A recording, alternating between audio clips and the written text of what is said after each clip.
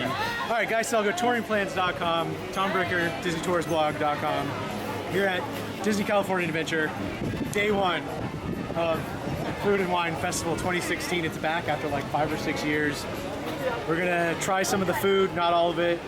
Not gonna lie, it's a little pricey. Times are tough, so we're gonna do some samples. We're gonna do some sampling. Tom, are you looking forward to this? Oh yeah, and you know, if this can come back, I still can hold out hope that Superstar Limo's gonna make it come back soon, and I can just feel it. Speaking of DCA 1.0 attractions, Season of the Vine is back in the AP Lounge over at Blue Sky Cellar, the original home of Season of the Vine.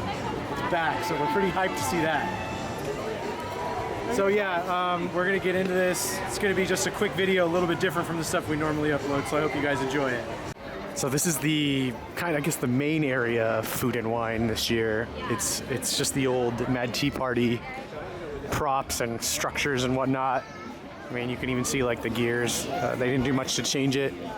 On this stage right here, they do like meet and greets and other little talks.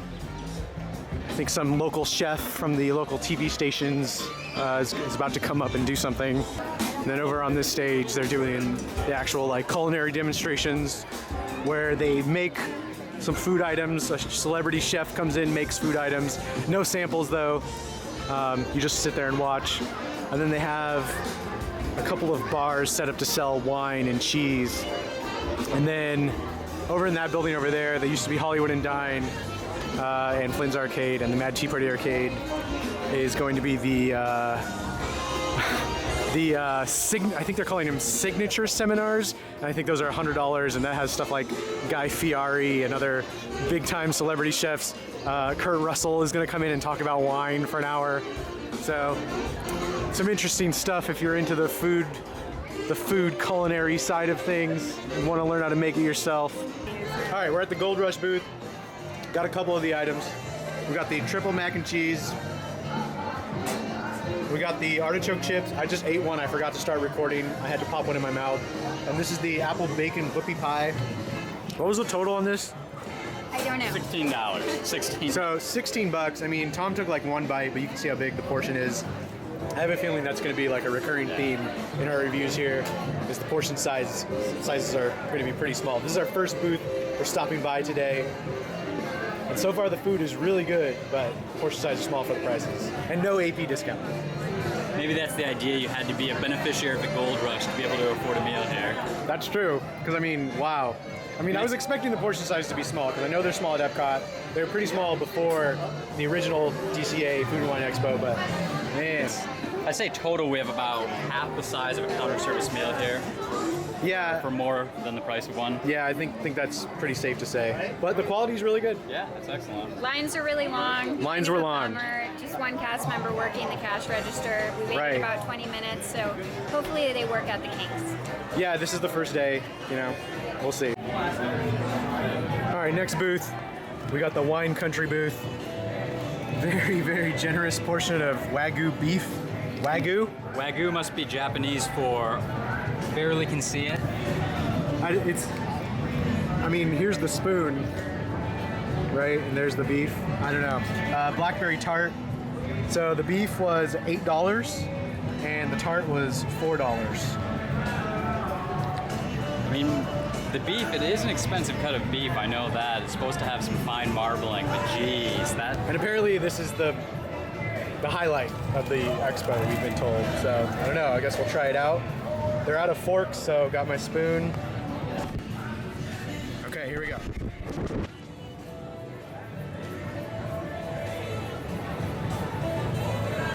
I mean, it's very soft, very tender. I actually really like those, what are those, mashed potatoes? Really like those mashed potatoes with it. Maybe. Try this. You're not gonna have the rest of it? No, try it. Sure. You just dropped like 50 cents worth of tart on the table. I'll just have try to eat it by itself. Yeah, it's tender, tastes good, has a nice flavor. So they do sell a tasting card for $45, and you get to sample 6 items. Yeah. And I believe you have to be an annual pass holder to buy that. So if you do the math, you have to get the most expensive thing for on each booth. That does not include alcohol. And then that's the only way you'll come out. No, you still come out behind. Oh, you still come out The only way behind. you come out a little bit behind. Okay. There is no way to come out ahead. Okay, so there's no way to come out ahead if There's you buy a that. line for this card. There's a line for that card. You get a lanyard. You do get a lanyard. Yeah, you get a lanyard. So we did not buy that. We were just buying it a la carte. Not much else to say about that. All right, so I'm gonna try the apple bacon whoopie pie. Tom and Sarah highly recommend it. Smells like apple pie kind of. Yeah, Good dramatic close-up. that's really good. Wow. Yep, the prices are high on the food we've had here. Dang, this stuff is good. Yeah. It's hard to describe the taste. It's kind of like cheesy. Yep, the bacon is light. I mean, it's definitely a sweet flavor. Yeah, the bacon isn't like overwhelming at all. It's definitely like sweet. All right, we're trying one last thing. This is the, what is this? The white cheddar ale and bacon soup. White cheddar ale and bacon soup in a bread bowl. So it looks like they took the regular Disney bread bowl and shrunk it down by like, I don't know, 75%, Yeah, it's small. but it's good. Yeah, it's very good. Has a nice, it actually has an ale taste to it. The bacon on the top is a nice touch. Nice. It's another, I mean, across the board, I think the dishes here have been really excellent. It's just the price points and the portions Yeah. that we've taken issue with. And Looks good. Everything's like really fresh too. Wait, what is this? This is the tapioca coconut trifle. I'm not quite sure. That looks good too. We're gonna move on to some of the quick service options because there's like signature items at each one of the quick service restaurants and a couple of the sit down restaurants. We're not gonna try any of those because it's a little bit too much money, but we're definitely gonna try some of the quick service. All right, so we finished getting all the little samples from the booths. Spent a lot of money, didn't get a lot of food. Decided we needed a real lunch. So we went over to Pacific Wharf, and this is one of the special food items that they have at Pacific Wharf Cafe. These are the dumplings from Lucky Fortune Cookery. Haven't tried those yet. And then this is the corn crab chowder from Pacific Wharf Cafe.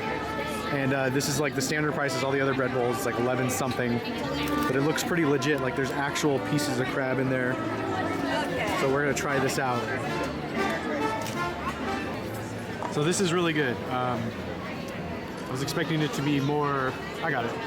I was expecting it to be more corn than crab, but it's very crabby. This so far is probably the best thing from Food and Wine. absolutely. The best value too. It came to about $10 with the annual pass discount. Yeah. Got a good amount of bread. Get some Yeah. butter. Really get a filling meal with that. And this is that really good Pacific Wharf Cafe bread that they make behind the counter. So overall, huge thumbs up for that.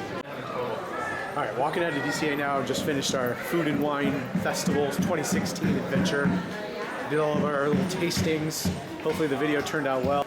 I think the Food and Wine is going to be popular with locals who are looking to come and unwind and try some different types of wines and little food samples and whatever. If you're trying to make a meal out of it, that's going to be a very expensive deal to go through because, I mean, just at one booth you can spend $15 and just get literally like 3 bites of food. So, in the end, is it worth it? Personally, I don't think it is, but definitely head out and try a few things. I can't think of anything else to say. Tom, you want to close it out or anything? Yeah, just go get your bread souvenir and have a good time. All right, that's it. Thanks for watching.